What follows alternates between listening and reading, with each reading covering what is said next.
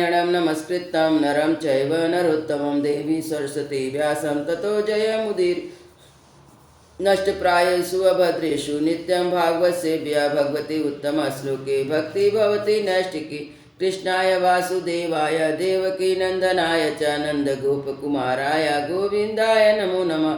मूकं करोति वाचालं पङ्गुलङ्घते गिरिं यत्कृपातमहं वन्दे परमानन्दं माधवं श्रीचैतन्येश्वरं श्रीगुरुदीनतारिणं। भागवत महापुराण स्कंद 8 अध्याय 2 ग्रह के द्वारा गजेंद्र का पकड़ा जाना। श्री सुखदेव जी ने कहा, परीक्षित, क्षीर सागर में त्रिकूट नाम का एक प्रसिद्ध सुंदर और श्रेष्ठ पर्वत था। वह 10,000 योजन ऊंचा था। उसकी लंबाई चौड़ाई भी चारों ओर इतनी ही थी। उसे चांदी, लोहे और सोने के 3 शिखरों की छटा से समुद्र, दिशाएं और आकाश जगमगाते रहते थे। और भी उनके कितने ही शिखर ऐसे थे जो रत्नों और धातुओं की रंग बिरंगी छटा दिखाते हुए सब दिशाओं को प्रकाशित कर रहे थे। उनमें विविध जाति के वृक्ष, लताएं और झाड़ियां थी। झरने की झरझर से वह गुंजयमान होता रहता था। सब ओर से समुद्र की लहरें आकर उस पर्वत के निचले भाग से टकराती। उस समय ऐसा जान पड़ता मानो वे पर्वतराज के पांव पखार रही हो। उस पर्वत के हरे पन्ने के पत्थर से वहाँ की भूमि ऐसी सांवली हो गई थी जैसे उस पर हरी हरी धूप लग रही थी। उन कंदराओं में सिद्ध, चारण, गंधर्व, विद्याधर, नाग, किन्नर, अप्सराएं आदि विहार करने के लिए प्राय आते थे। जब उनके संगीत की ध्वनि चट्टानों से टकराकर गुफाओं में प्रतिध्वनित होने लगती थी, तब बड़े बड़े गर्वीले सिंह भी उसे दूसरे सिंह की ध्वनि समझकर सह न पाते। अपनी गर्जना से उसे दबा देने के लिए जोर से गरजने लगते। उस पर्वत की तलहटी तरह तरह के जंगली जानवरों के झुंड से सुशोभित रहती थी। अनेकों प्रकार के बिच्छों से भरे हुए देवताओं के उद्यान में सुंदर सुंदर पक्षी मधुर कंठ से चहकते रहते थे। उस समय बहुत सी नदियाँ और सरोवर भी थे। उनका जल बड़ा निर्मल था। उनके पुलिन पर मड़ियों की बालू चमकती रहती थी। देव कन्याएं स्नान करती थी, जिससे उनका जल अत्यंत सुगंधित हो जाता था। उनकी सुबह लेकर भीनी भीनी वायु चलती रहती थी। पर्वतराज त्रिकूट की तराई में भगवत प्रेमी महात्मा भगवान वरुण का एक उद्यान था। उसका नाम था ऋतुमान। उसमें देव कन्या क्रीड़ा करती रहती थी। उसमें सब ओर से ऐसे दिव्य वृक्ष शोभायमान थे जो फलों और फूलों से सर्वदा लदे ही रहते थे। उस उद्यान में मंदार, पारिजात, गुलाब, अशोक, चंपा, तरह तरह के आम, पायल, कटहल, आमड़ा, सुपारी, नारियल, खजूर, महुआ, साखू, ताड़, तमाल, असन, अर्जुन, रीठा, गूलर, पाकर, बरगद, पलास, चंदन, नीम, कचनार, साल, देवतरु, दाख, ईख, केला, जामुन, बेर, रुद्राज, हर्रे, आंवला, बेल, कैत, नींबू और भिलावे आदि के वृक्ष लहराते रहते थे। उस उद्यान में एक बड़ा भारी सरोवर था। उसमें सुनहले कमल खिल रहे थे और विविध जाति के कुमुद, उत्पल, कल्हार, सतदल कमलों की अनूठी छटा छिटक रहे थे। मतवाले भौरे गूंज रहे थे। मनोहर पक्षी कलरव कर रहे थे। हंस, चक्रवाक, सारस दल के दल भरे हुए थे।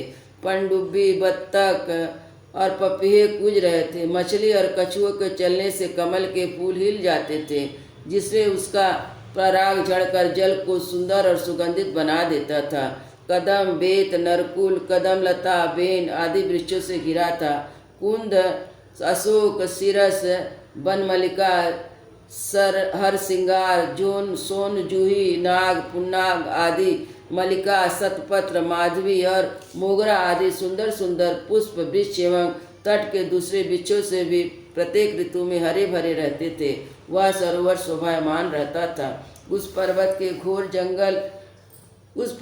घोर जंगल में बहुत से हथिनियों के साथ गजेंद्र निवास करता था। वह बड़े बड़े शक्तिशाली हाथियों का सरदार था।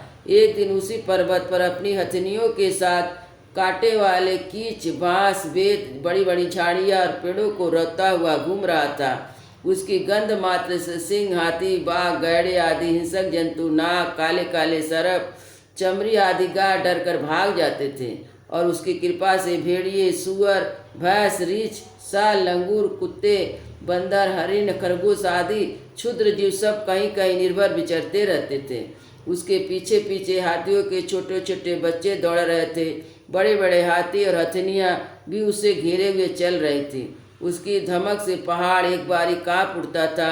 उसके गंड स्थल से टपकते हुए मद का पान करने के लिए साथ साथ भौरे उठते रहते थे।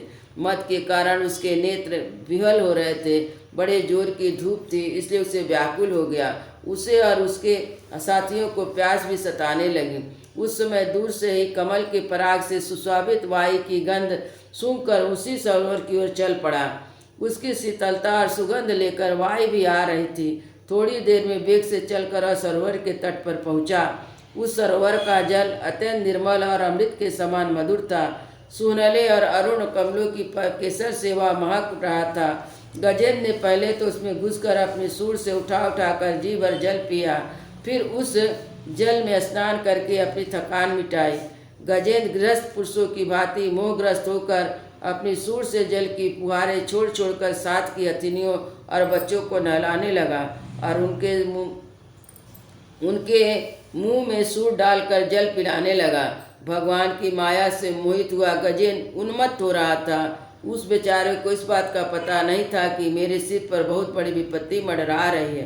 परीक्षित, सुखदेव जी मुनि कहते हैं, परीक्षित, गजेंद्र जिस समय इतना उन्मत्त हो रहा था उस समय प्रारब्ध की प्रेरणा से एक बलवान ग्रह ने क्रोध में भरकर उसका पैर पकड़ लिया। इस प्रकार अकस्मात विपत्ति में पड़कर उसे बलवान गजेंद्र ने अपनी शक्ति के अनुसार अपने को छुड़ाने की बड़ी चेष्टा की, परंतु वह छुड़ा ना सका। दूसरे हाथी, हथनियों, उसके बच्चों ने देखा कि उनके स्वामी को बलवान ग्रह बड़े वेग से खींच रहा, तो वे बहुत घबरा रहे हैं। उन्हें बड़ा दुख हुआ। वे बड़ी विफलता से चिघाड़ने लगे। बहुतों ने उसे सहायता पहुंचाकर जल से बाहर निकाल लेना चाहा, परंतु उसमें भी वे असमर्थ ही रहे। गजेंद्र और ग्रह अपनी अपनी पूरी शक्ति लगाकर भिड़े हुए थे। कभी गजेंद्र ग्रह को बाहर खींच लेता तो कभी ग्रह गजेंद्र को भीतर खींच ले जाता। सुखदेव जी मुनि कहते हैं, राजा परीक्षित, इस प्रकार उनके लड़ते लड़ते 1000 वर्ष बीत गए। दोनों ही जीते रहे। यह घटना देखकर देवता भी आश्चर्यचकित हो गए। अंत में बहुत दिनों बाद बार बार जल में खींचे जाने से गजेंद्र का शरीर शिथिल पड़ गया। अब वह न उसके शरीर में बल ही रह गया, न ही मन में उत्साह, शक्ति भी क्षीण हो गई। इस प्रकार ग्रह तो जलचर ही ठहरा, इसलिए उसकी शक्ति क्षीण होने के स्थान पर बढ़ गई। वह बड़े उत्साह से और भी बल से लगाकर गजेंद्र को खींचने लगा। इस प्रकार देहाभिमानी गजेंद्र अकस्मात प्राण संकट में पड़ गया और अपने को छुड़ाने में सर्वथा असमर्थ हो गया।